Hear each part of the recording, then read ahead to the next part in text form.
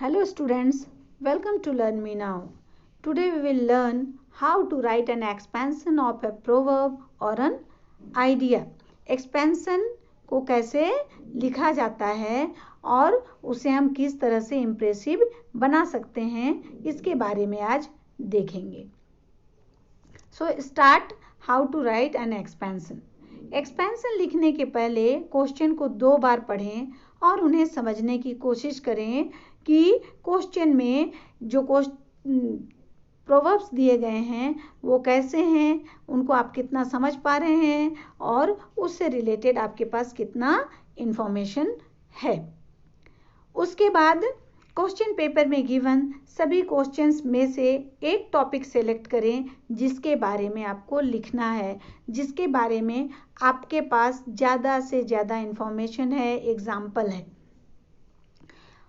जब topic select कर लिया तो उस टॉपिक के हर एक वर्ड्स को ध्यान से पढ़ें और उस पर विचार करें कि इस टॉपिक में कौन सा वर्ड कीवर्ड है जिस पर ही सारा ताना बाना आपको एक्सपेंशन का बुनना है, जिस पर एक्सपेंड करना है, जिस वर्ड को ध्यान में रखकर. अब जो टॉपिक आपने चुन लिया उस टॉपिक या प्रोवर्ब या फिर जो आइडिया है उसको सब्जेक्ट और प्रेडिकेट 2 भाग में बांट दें. चूंकि ये टॉपिक आपका कोई क्लॉज होता है जिसमें सब्जेक्ट और प्रेडिकेट दोनों होते हैं, तो सब्जेक्ट में आपका एक कीवर्ड मिलेगा और प्रेडिकेट में एक कीवर्ड मिलेगा. तो सब्जेक्ट और प्रेडिकेट दोनों के कीवर्ड आपको छांटने हैं, इसीलिए पहले सब्जेक्ट और प्रेडिकेट को अलग कर लें. अधिकतर प्रोवर्ब्स सिंबॉलिक होते हैं, सांकेतिक होते हैं.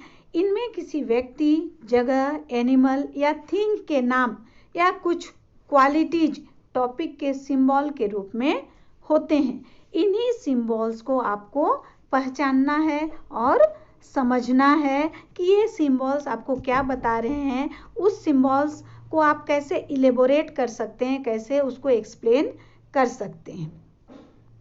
सब्जेक्ट और प्रेडिकेट में जो कीवर्ड्स हैं उन कीवर्ड्स को अलग अलग करें. सब्जेक्ट का कीवर्ड को पहले छांटें और फिर प्रेडिकेट के कीवर्ड को भी आप सेलेक्ट करें और दोनों के कीवर्ड्स को समझने की कोशिश करें. दूसरे जितने भी वर्ड्स हैं इन कीवर्ड्स को सब्स्टिट्यूट करें. मतलब सब्जेक्ट में जो आपने सिंबॉलिक वर्ड ढूंढ लिया और प्रेडिकेट में जो सिंबॉलिक वर्ड या कीवर्ड ढूंढ लिया, दोनों को किसी दूसरे वर्ड से सब्स्टिट्यूट करें. मतलब उसका मीनिंग बताएं, उसका मीनिंग समझें जिसको आप आसानी से समझ सकते हैं और रीडर को समझा सकते हैं. अब जब आपने इस कीवर्ड्स के मीनिंग को समझ लिए तो फिर उस कीवर्ड के थ्रू पूरे प्रोवर्ब या आइडिया टॉपिक को समझने की कोशिश करें.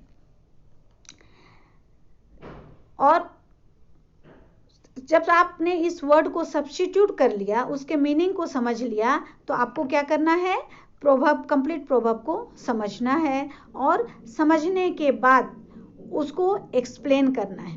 कैसे? कीवर्ड आपका इंट्रोडक्शन हो गया तो उसको एक्सप्लेन करने के लिए, कंटेंट देने के लिए उसको सपोर्टिंग फैक्ट्स के द्वारा, तथ्य के द्वारा या कोई डिटेल के द्वारा जो आपके पास इंफॉर्मेशन हो, या फिर कोई संक्षेप में स्टोरी के द्वारा, कोई घटना के द्वारा, एग्जाम्पल के द्वारा, जो भी टॉपिक को शूट करे और टॉपिक को समझने लायक बनाए, उन घटनाओं को आप अब यहाँ पर लिखने की कोशिश करेंगे, ये समझेंगे. आप अपने आइडिया को ज़्यादा क्लियर कर सकते हैं उसी तरह के कोई और प्रोवर्ब बताकर, उसके आइडिया को दिखाकर, मिलते जुलते प्रोवर्ब के एग्जाम्पल देकर आप आइडिया को क्लियर कर सकते हैं.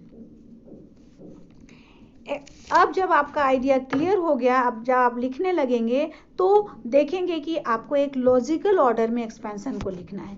पहले आपका की सेंटेंस इंट्रोडक्शन के रूप में आएगा. इंट्रोडक्शन लिख लेने के बाद आप कंटेंट या बॉडी ऑफ द एक्सपेंशन में आ जाएंगे, जिसमें आपको मैंने जो बताया कि फैक्ट्स देने हैं, डिटेल्स देने हैं, इवेंट्स बताने हैं, स्टोरीज बताने हैं, लीजेंड्स बताने हैं या फिर कोई एग्जाम्पल देना है, तो इन सबको आप कंटेंट या बॉडी ऑफ द एक्सपेंशन में लिखेंगे।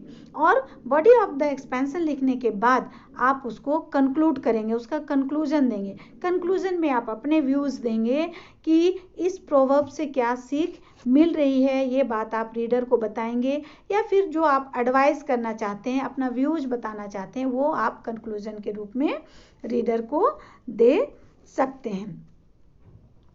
अब देखें कि जितने भी आपने एक्सपेंशन लिखा है, ध्यान रखें स्टूडेंट्स कि सारे सेंटेंसेस आपस में कनेक्टेड हों और वो मेन टॉपिक को क्लियर करें। ऐसे सेंटेंस नहीं लिखना है जो टॉपिक से रिलेटेड ना हो, जो सुटेबल ना हो। अब देखें एक्सपेंशन की लंबाई कैसी होगी, एक्सपेंशन को कितना लंबा लिखना है, ये आपको क्वेश्चन पेपर में निर्देश दिया गया है, उसी निर्देश का आपको पालन करना है।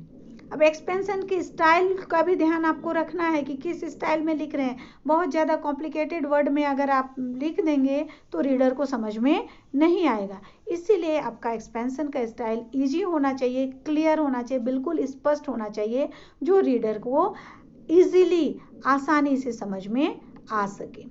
एक्सपेंशन का लैंग्वेज कैसा हो, उसकी भाषा कैसी हो, तो उसकी भाषा सिंपल होनी चाहिए, साधारण होनी चाहिए, सुगम होनी चाहिए और इंटरेस्टिंग होनी चाहिए। रीडर को इंटरेस्ट आए आपके एक्सपेंशन को पढ़ने में और आपके इंफॉर्मेशन को जानने में, और सबसे बड़ी बात कि वो उसको पढ़ सके इंटरेस्ट लेके और उसको अच्छी तरह समझ सके।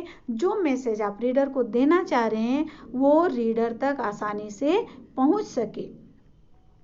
और एक बात याद रखें स्टूडेंट्स कि जब आप एक्सपेंशन कंप्लीट कर लेते हैं, पूरी तरह लिख लेते हैं, तो उसको रिवाइज करना ना भूलें।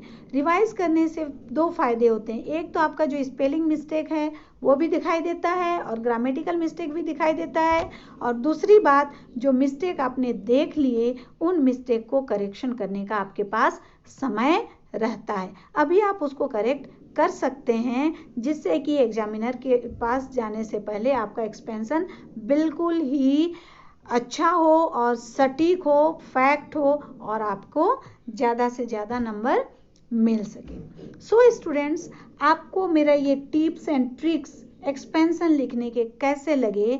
अगर आपको ये टिप्स अच्छे लगे तो आप कमेंट ज़रूर करें और लाइक भी करें, शेयर भी करें और सब्सक्राइब भी करें, जिससे कि मेरा आने वाला वीडियो आपका नोटिफिकेशन आपको समय पर मिल जाए।